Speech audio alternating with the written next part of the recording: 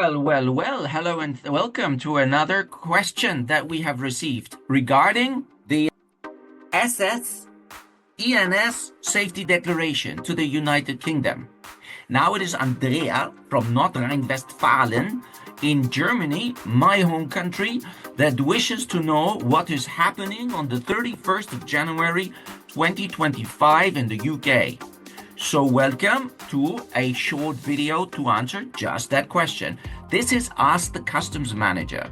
So I'm a customs manager, you have a question, you ask it, I answer it. It's as easy as that.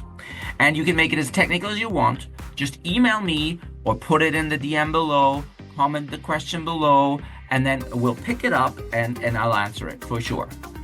And I'll keep it neat and succinct and to the point so that you don't waste any time and you get the information straight away. Cool? Good. So let's do it. 31st of this January 2025 is a big day for the UK because we are going to do something that we should have done a long time ago, but we delayed because of, you know it, the Brexit thing and all the changes and the COVID and this and that.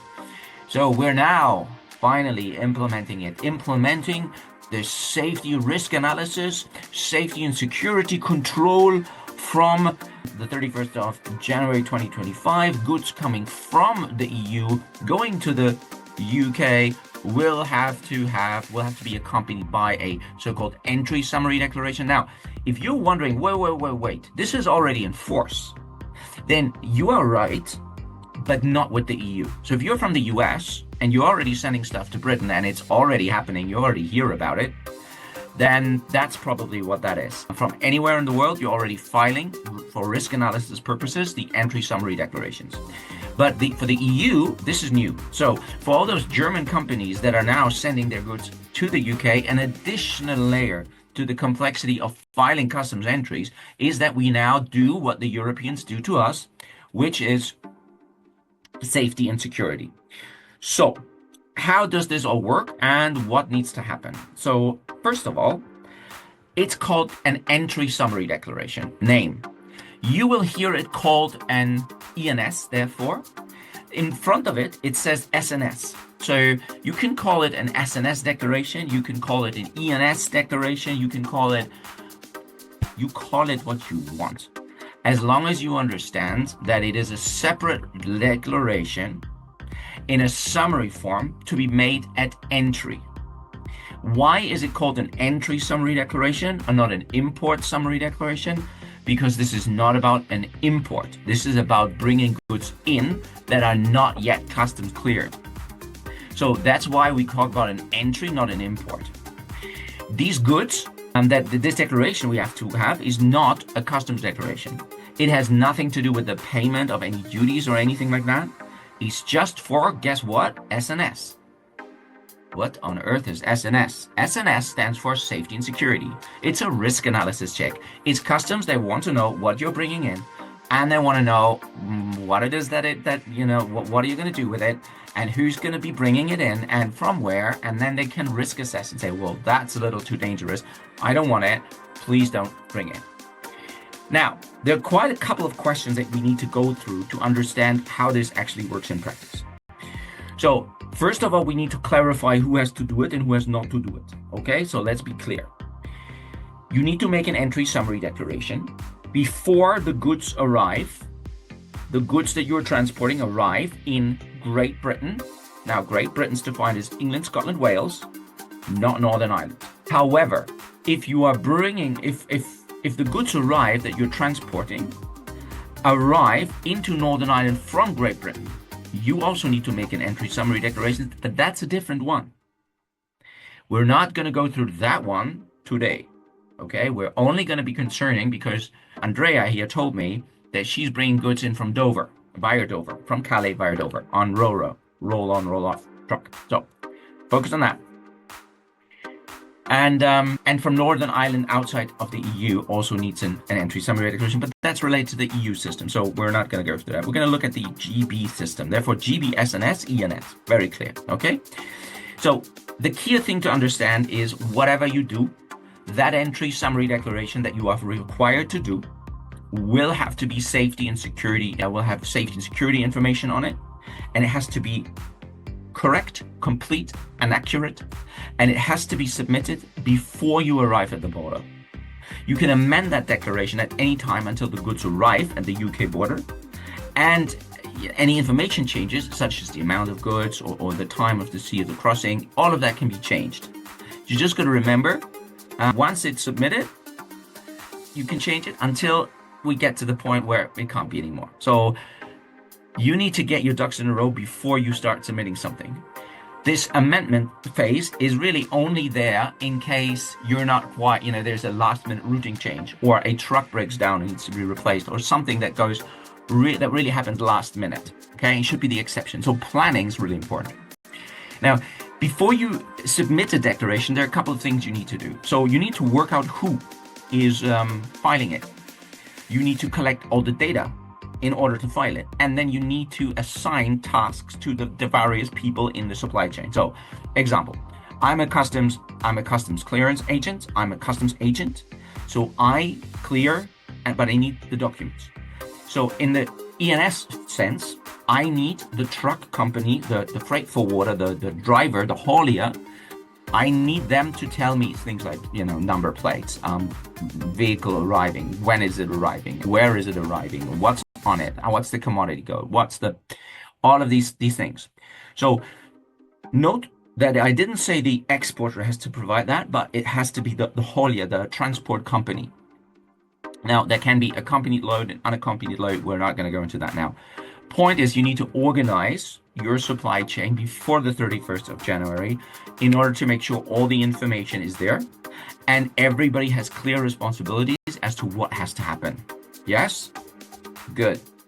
So, Andrea, we're going to then do something that you need to also mandatorily do. It's very administrative, but it has to happen. Somebody needs to file this entry declaration, and you need to decide who that is. So it could be the idea is that it is the transport company, the haulier, but the haulier may not want to do it for whatever reason. So they can themselves source a customs agent like ourselves that can do it, or you can go back to your exporter, and they can do it, and then we kind of pass responsibilities back and forth. In the end, the final written responsibility would lie with the haulier, with the active means of transport coming into the UK, the truck or the rail, or if unaccompanied load, the ferry or the plane, etc. Once you've decided, for example, that it's me, I will do it for you, then I have to register to be allowed to access the service. So I need to authorize my software. You know that I'm proudly subscribed with the Customs Declarations UK, and they are offering, of course, as I would expect, a safety and security GB service.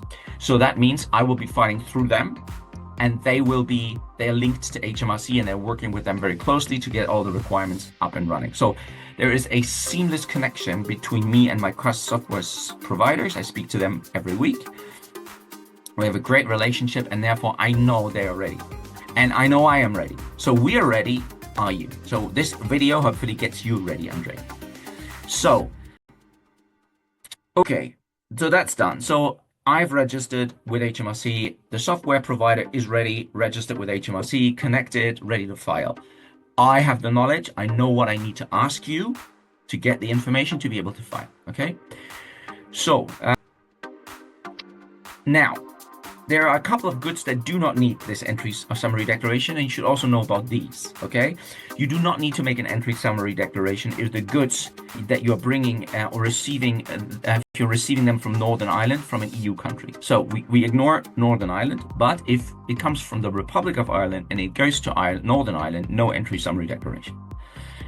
There's also a concept of moving qualifying Northern Ireland goods from Northern Ireland to Great Britain.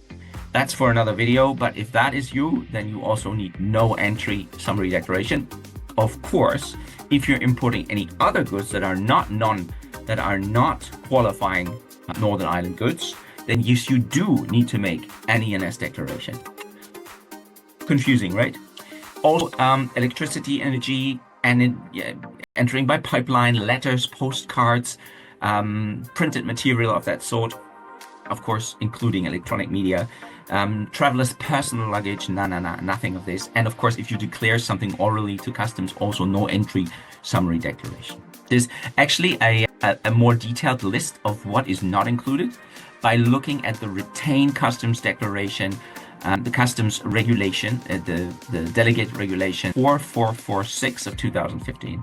If you look at this, then you'll see there's a little bit more to it.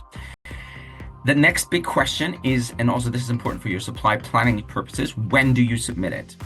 So depending on the type of transport service or shipping service that you've used, you have different times to submit your customs declaration, your entry summary declaration, I should say. So for maritime containerized cargo, it is 24 hours before loading at the port of departure. For maritime bulk and bulk cargo, break bulk cargo, it's 4 hours before arrival. And for the one that we are very concerned of, the roll-on, roll-off accompanied freight, it's at least 2 hours before arrival of the ferry operator. So if you're going with P&O, and P&O is scheduled to arrive at 3, then your deadline is 1. Okay? There's also lots of other various ways to get goods into the UK. Channel Tunnel has 1 hour before arrival at the Eurotunnel terminal by the haulier, because you scan your number plate, and that then starts this whole process of generating GMRs and all that stuff. So Channel Tunnel 1 hour before arriving at the terminal. And then road traffic, if you ever had, I don't even know how that would be, but assuming there would be some road traffic, yeah, maybe Northern Ireland, at least 1 hour before arrival. So anyway, you can look this up on gov.uk. You also need to remember one thing that's important, especially when you're using the GVMS system, the Goods Vehicle Movement Service. The inclusion of any safety and security declaration reference numbers in the GVMS system is an optional step. There'll be no impact if you don't put that reference number you get from submitting the ENS. Now that may change in the future, but for now that's what we do. If we do choose to include safety and security reference numbers in the GVMS, then you'll need to submit your entry declaration summary at the earliest of either the minimum timing required or before check-in closes, right? Otherwise you kind of miss the whole thing. So okay, now how do we submit this? Well, I'll submit it for you. I'll submit it with the SNS GB service for bringing goods into Great Britain via the software provider. So me to them, and them to the SNS GB service, the official government page. And then there, as I said, we're not talking about Northern Ireland, but there would be the ICS2 service that you already know from the EU that would do that for the Northern Ireland part. What do you need to provide is then the next question. What is the kind of data that we need? Well, look, we need to provide documents and licenses for your import anyway. So that is something that we might need to have. Also the goods description or commodity codes. It is an or. So please consider having commodity code or goods description. If it's a goods description, make it not generic, make it specific. You want to figure out, no, of course, you should know who's the consignee, who's the consignor. Specifically, I didn't say importer, exporter, but consignee, consignor. Type, amount of packaging and packaging of goods, mode of transport at the border, onward journey details. So there are about 20 different things that you might need to give. Depends a little bit on various issues, but there is roughly quite a summary declaration, not the most intrinsic details you need on a customs declaration, but there's quite a bit of detail that needs to be there. So therefore you need to figure out what you need, including the SNS GB location code, by the way, for the port of entry. So Andrea, you've got to look that up. But if you're working with me, I'm already ahead of that. So then all the data comes to me within, because we're going, I think in your case, we're going actually with the Eurotunnel, Andrea, if I got that right. So we have 1 hour before you arrive at the Eurotunnel. Let's just say that. So you need to tell me when that is, okay? And that means you don't know, because you are not the haulage company, you are the exporter. You need to be talking to your drivers. When are they gonna arrive? They need to let me know, right? So let's organize this in a nice way to make sure that I always know on this day, this truck is gonna be at that time in front of the Eurotunnel. So then I'm gonna submit it. The declaration will then be risk assessed, and that will be used by Border Force to either identify the shipments that they wish to look at, or they want to prevent from entering the UK borders, soil, or if they wish to do any controls or checks, then that's how they will do it. Okay, I should also cover amendments, but I will not do that now because we're already running out of time. I've talked so much already. Making an amendment, as I said, is possible, but we need to be smart about it. So I'm happy to talk you through it if you want to schedule a call. And this goes for everyone. If you want to talk more about this, please schedule a call. You go to www.book expert call, top right corner, free, no charge, nothing. Just you and me, and we can chat through your particular issue, because in these videos, it can't be too specific because your situation might be different from somebody else's situation. And if I say too much on this side, then I'm missing stuff on this side. So not so easy. Anyway, hope this was useful, Andrea. I know I rushed through the things and it's quite complicated possibly, but you know you have the option of a call.